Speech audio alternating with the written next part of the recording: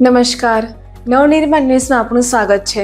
વડોદરાની માંજલપુર વિધાનસભા બેઠક માટે ચૂંટણી પંચે પેટા ચૂંટણીનો સત્તાવાર કાર્યક્રમ જાહેર કર્યો છે. ભાજપના ધારાસભ્ય યોગેશ પટેલના નિધન બાદ ખાલી પડેલી બેઠક માટે હવે ચૂંટણી પ્રક્રિયા શરૂ થશે. જાહેર કરાયેલા કાર્યક્રમ મુજબ 6 જુલાઈ 2026ના રોજ ગેઝેટ નોટિફિકેશન પ્રસિદ્ધ થશે, જેના સાથે ચૂંટણી પ્રક્રિયાનો ઔપચારિક પ્રારંભ થશે. ચૂંટણી પંચના કાર્યક્રમ મુજબ 13 જુલાઈ સુધી ઉમેદવારીઓ પત્રો ભરવાની છેલ્લી તારીખ રહેશે.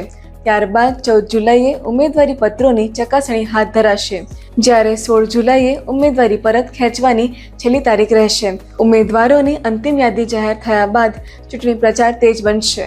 માંજલપુર બેઠક પર 30 જુલાઈ 2026ના રોજ મતદાન યોજાશે, જ્યારે 3 ઓગસ્ટે મતગણતરી હાથ ધરાશે અને પરિણામ જાહેર કરવામાં આવશે. ચૂંટણી પ્રક્રિયા 4 ઓગસ્ટ સુધી પૂર્ણ કરવામાં આવશે. ભાજપના દિગ્ગજ નેતા અને અનેક વખત માંજલપુરમાંથી વિજયી રહેલા યોગેશ પટેલના અવસાન બાદ આ બેઠક ખાલી પડી હતી અને ચૂંટણી રણનીતિને લઈને ચહલપહલ શરૂ થઈ ગઈ છે.